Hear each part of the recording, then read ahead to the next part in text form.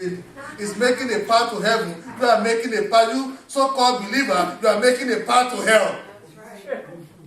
That's right. I want us to be wise. Amen. Disobedient. Matthew 6:15 said, "But if ye forgive not men their trespasses, neither will your Father forgive you your trespasses." Amen. Disobedient.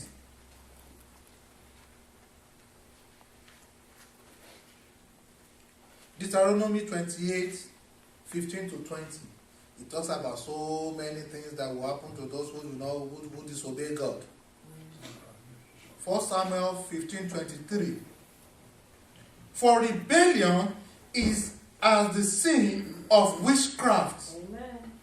and stubbornness is iniquity and idolatry. Amen. Idolatry. We got it. Not adultery, idolatry. Right. Yeah, I got got it. it. Yeah. We got it. Unbelief or doubt. Mhm. You don't have to judge CNN News with your career. I'm stating that, I'm Amen. stating that, I'm stating that, I'm stating that. You don't need CBS News to judge your career. Right. You don't need the statistic of unemployment, the growth, to determine your career. That's right. You are a holy nation. You are a peculiar person. How much do you want God to tell you who you are? Amen. It's true. Look, I'm begging you. You don't need CNN. I'm still begging. I don't know why I'm saying it. But you don't need CNN News to determine your career this 2012. Amen. Yeah. It's not my story. Let me tell you another one. You need to be selective of your crowd in 2012. Amen. Amen. Very good. There's a story about this eagle that was unfortunately raised by a chicken, Yes. Yeah. and it arched and grew with the rest of the chicken. And all the chicken do is to walk around and be looking for food, and it thought that is all it can do.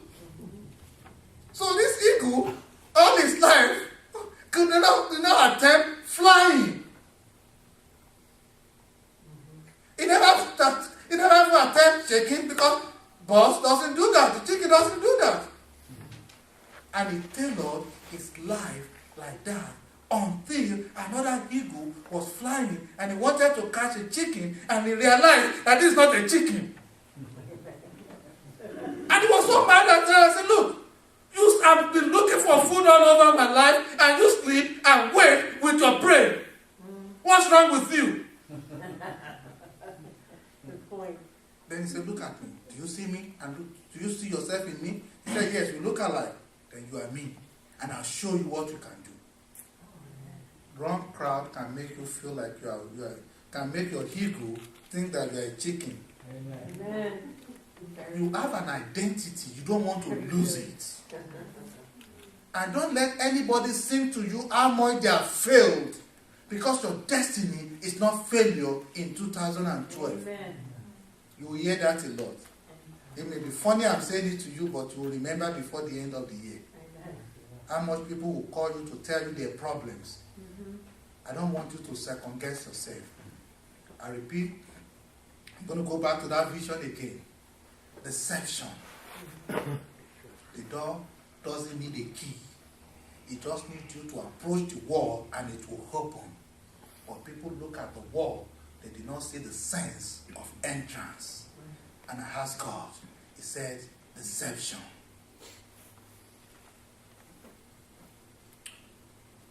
Unbelief and doubt. James 1:6-7. But let him ask in faith, not wavering.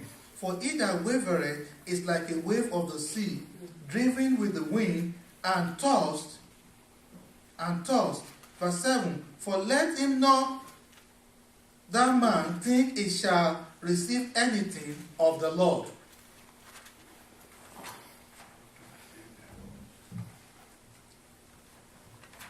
Well, we don't have teenagers in this room right now, but I still have to share with you. Rebellion to your parents will take away the key. You won't even get close to it. Certain things are so important to God that you need to understand. And that is why it is open heaven to the wise. Then commandment number 5. Honor your father and your mother. Simple as ABC.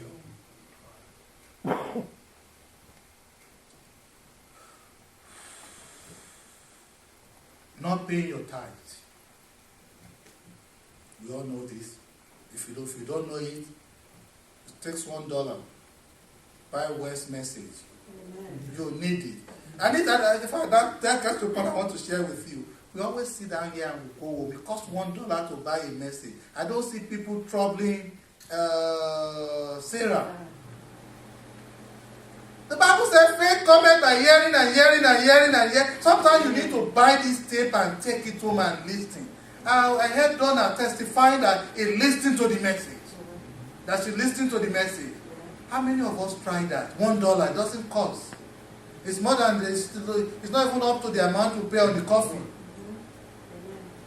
You need to buy them as treasure. I don't miss one. Sarah will tell you. I always make sure I go back. Sarah, you know that one, I like it. Help me do it. Even when I don't have the money, I say, hold me on it. Make sure you make it for me, I'll pay. They are treasures. They are things that are supposed to boost your morale when everything failed. See, you need to rewire your understanding and brain. You need those things. See, that time there's not this crowd of church, but that message will form a church around you. It will remind you again. It will take away what the enemy is trying to steal. It will restore it back. You will be rejuvenized. Amen. $1, buy it. Amen. When it touches you right now, it means it's valuable. Buy it. Just $1. Amen. If I have the power of making it mandatory, if anybody feels that this message touches my heart, buy it. Take it home. What do you have in your shelf? My wife will tell you what I have in my shelf that treasures to me are those messages and books. Yes. Let it be a treasure. You may not be here. See, that CD is so good that if eventually I'm not even in short of living fire, if I move to somewhere else, I will play it again. I will feel the momentum again. Right. And I will receive the same inspiration as that day. Because everything that my brain heard and recorded that day will come to life. Make sure you buy one. Dishonoring your spouse, husband or wife will not make you have the right key. Look, anointing does not change that. When I fight with my wife, I go back and beg her. No matter how much it takes me to beg her. Because I know one thing. Anointing cannot reverse that when you disrespect or dishonor your wife or your spouse. You don't need to. Let me tell you some things. Let me tell you another one. Anointing will not change it when a pastor disrespects his parents. There are some things that anointing doesn't take away. You have to repent. You have to go back and do it right. That's right. Amen. True. See, we get so much of anointing and we don't see that this is a commandment. And God will not change it. Amen.